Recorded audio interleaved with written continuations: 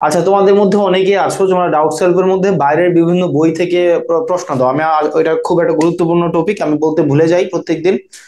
বাইরের বিভিন্ন বই থেকে তোমরা প্রশ্ন দাও। আচ্ছা, আমরা কি বুঝি না যে কোনটা পড়ানো প্রয়োজন বা কোনটা প্রয়োজন নাই? তোমরা আননেসেসারি কেন পড়তে যাও? প্রত্যেকটা টপিকের এগেনস্টে অন্তত 150টা 160টা এক্সারসাইজ থাকে। তুমি বাবার ওগুলাই করো না। এখন অন্য বইয়ে তো অনেক কিছুই আছে, তোমার সবগুলো লাগবে না তো। তুমি ভর্তি পরীক্ষা দিতে যাইতেছো, তুমি পিএইচডি করতে যাইতেছো না, বা তোমার অন্য এটার পারপাসটা বুঝতে হবে। তো তোমরা কেন আননেসেসারি পড়তে যাও? আমি যেটা পড়াই নাই বা যেটা স্লাইডে নাই বা যেটা প্র্যাকটিস শিটে নাই তার মানে সেটা তোমার জন্য গুরুত্বপূর্ণ না। এটা বুঝে নাও। যেটা তোমার স্লাইডে নাই, যেটা তোমার প্র্যাকটিস শিটে নাই, সেটা তোমার জন্য গুরুত্বপূর্ণ না।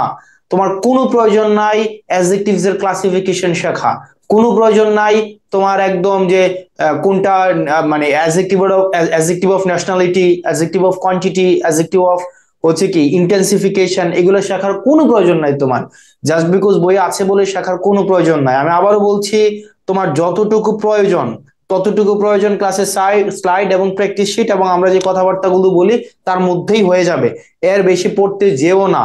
এর বেশি পড়তে যেও না, যদি যাও তাহলেই সেক্ষেত্রে ভুল করবা।